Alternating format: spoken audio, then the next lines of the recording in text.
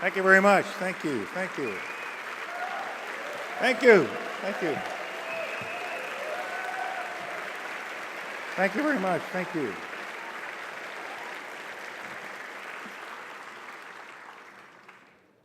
Thank you very much, ladies and gentlemen, for that warm welcome. And Juju, I thank you for your kind and generous introduction. It's been a marvelous evening so far, and I'm so proud to be a part of this evening.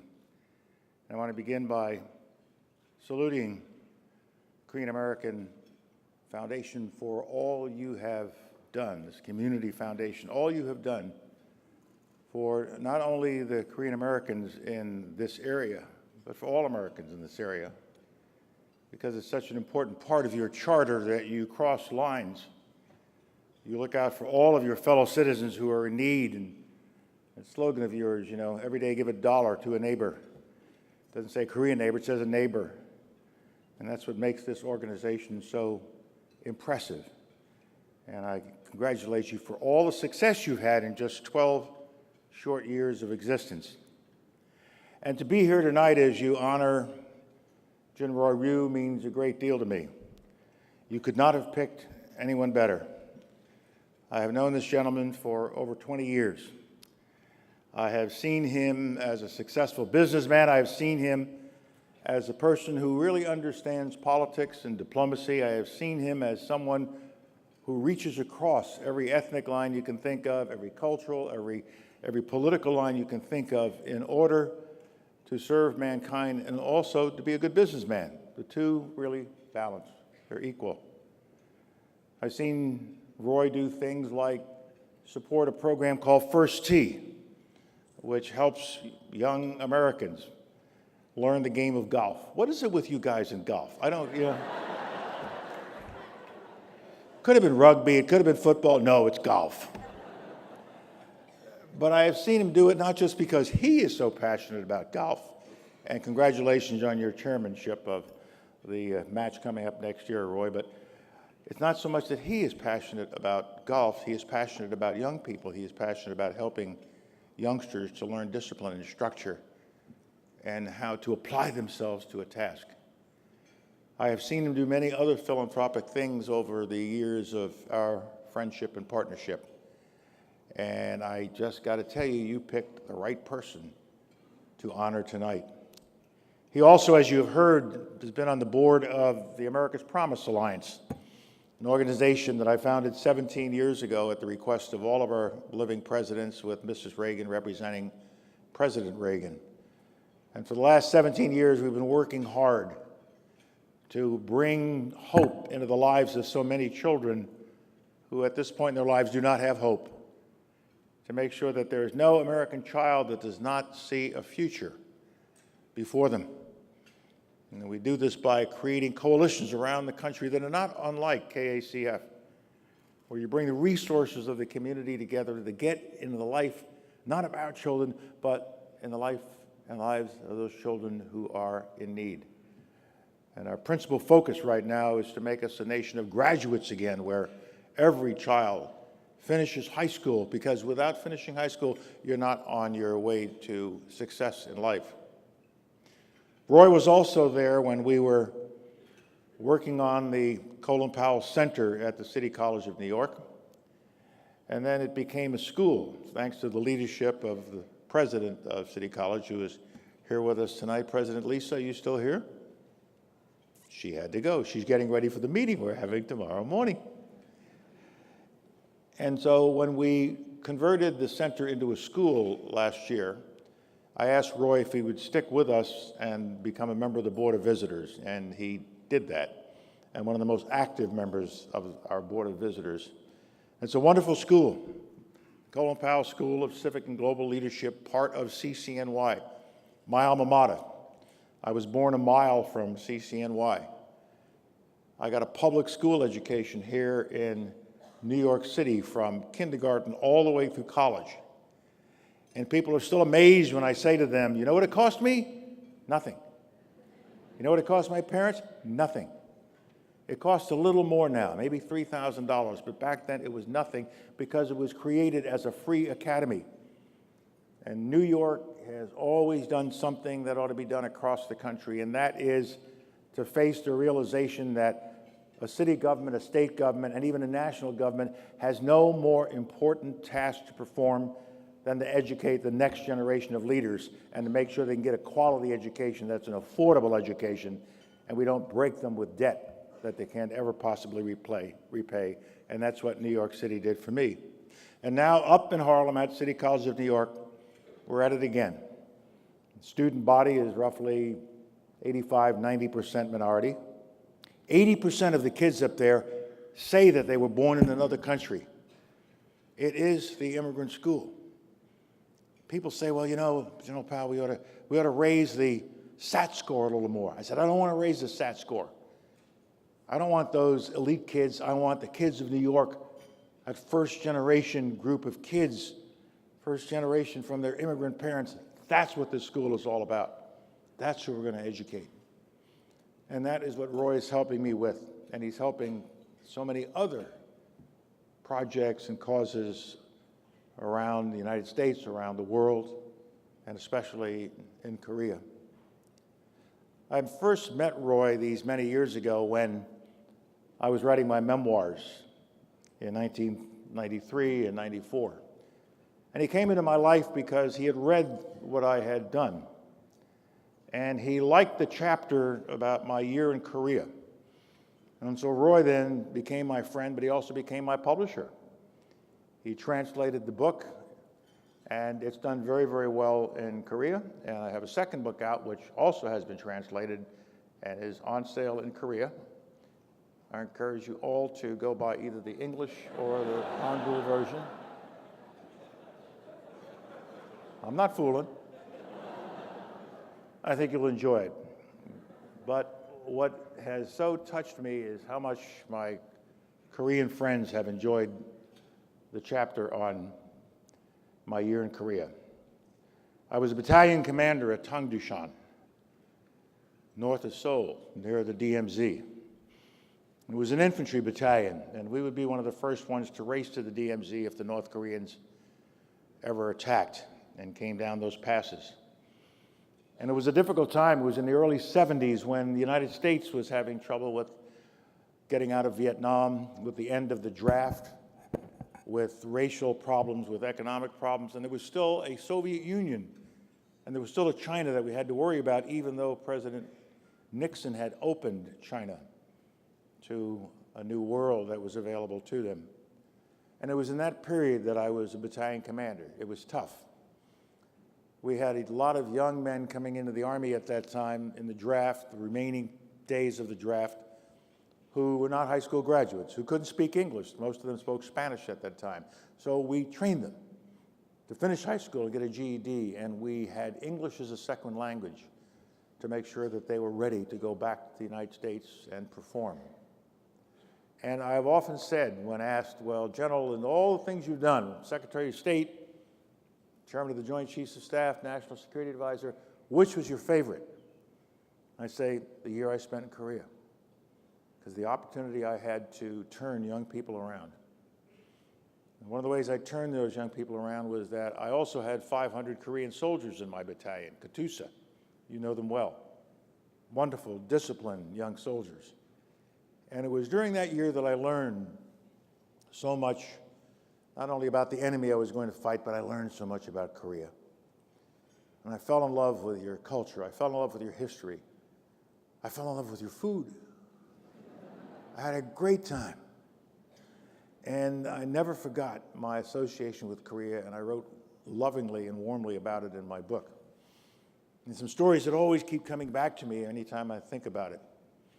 I used to wonder how when we went out in the field to train, and you have one of the coldest winters on earth when it comes, and us American soldiers would be all bundled up with parkers and fancy thermal boots and big pile caps on our head, and our Korean assistants, the workers who work for us, would just be walking around with a baseball cap and just a little jacket.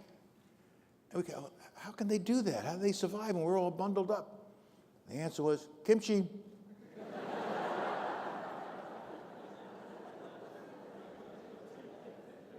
Sounded good to me, so I started eating kimchi all the time. I love it. And I really was, as you heard earlier, disappointed that there was no Korean food here tonight. I wanted bulgogi, I wanted kimchi, I wanted, It wouldn't have been hard. Waldorf, Astoria can do anything. But I have so many warm memories. I even learned Taekwondo. And I was practicing for my black belt when one day I was training with my driver, a young private, and I was a lieutenant colonel. And as we're practicing, I moved the wrong way, and he swung at me, and he heel kicked me in my left temple, and I went down like, bop, out, totally out. But as I was waking up again, I saw my driver looking over, down on me. He said, oh my God, I've killed the colonel. They're going to put me in jail. It's all right, man, it's all right. But at that point, I decided that a green belt in Taekwondo was sufficient. I didn't need to go for the black. These warm memories just flood over me all the time as I reflect back in that period in the early 70s. And especially as I reflect as to what's happened in Korea in the years that followed. In those days, you still had an authoritarian form of government, a dictatorship. But you could see in the Korean people a desire for something different. I could see in the Katusas and the others that I got to meet that there was an energy in that nation that was really, really getting ready to break out. And then over time, it happened. You boldly stepped forward and created a democracy. And that democracy is strong, it's thriving. And you became one of the most powerful economies on the face of the earth. Roughly 10 or 12 or 13, depending on how you count, largest economy in the world. And your products are known all over the world. Your culture is known all over the world. Your history is increasingly known all over the world. We have many Korean students and Korean American students up at the City College of New York in the Powell School. And so you can be so proud, and through you, your fellow citizens and fellow family members back in Korea, so proud of what that nation has done. And you can be sure that America, which has a treaty obligation to Korea, will never step away from that treaty obligation. We'll always be there for our Korean brothers and sisters because they've always been there for us. But the thing that I also remember is that after 1965, there was a slow trickle of Koreans coming to the United States after the immigration law was changed in 1965. And then in the 70s and 80s, more and more of you came, or your parents came, and you became a significant part of the American culture. You never forgot where you came from. Your parents never lost their love of Korea. They never stepped away from their history and their culture and tradition, but they became Americans who happened to also be Koreans. And it was the group of individuals here who founded KACF who realized over time that while we are doing so well in this country, while we are improving this country, we're helping this country, the United States, move on, our new country, we also have an obligation to those of our fellow Korean Americans who are not doing as well. The same kind of problems that face any other group of Americans faced Korean Americans. Poverty, economic problems, child problems, home problems, health problems.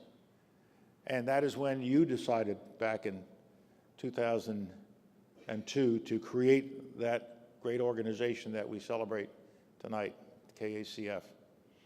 By bringing your resources together, by those of you who have done so well in this country, realizing that doing well is not enough. You have to do good with respect to those who want to know if you believe in them, who want to know if you're willing to reach down, back, and across and help somebody else. And you've demonstrated that in the life of this organization. You demonstrated again tonight with the generosity that you see coming up on the screens, with the money that was raised even before you walked in the door. Your immigrant tradition is just like mine. Juju mentioned it when she was speaking a little earlier.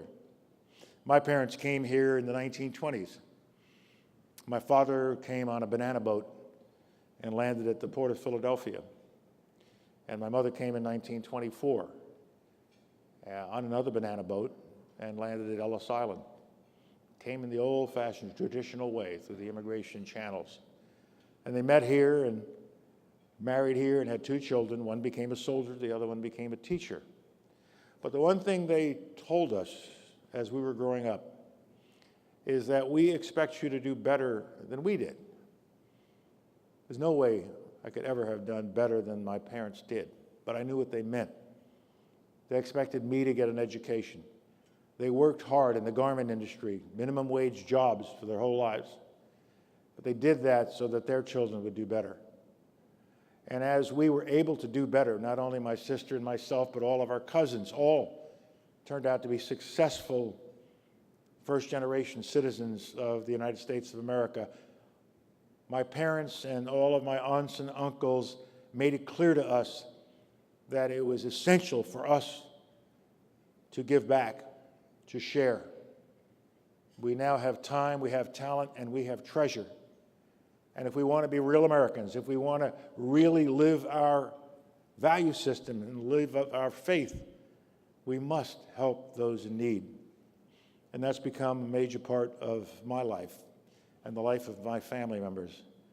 And it's become part of your lives, so you wouldn't be here this evening. You wouldn't be here this evening. And so this is so essential that all Americans, those here tonight, those who are all across the country who have the wherewithal to help other Americans should do so and help others in other parts of the world.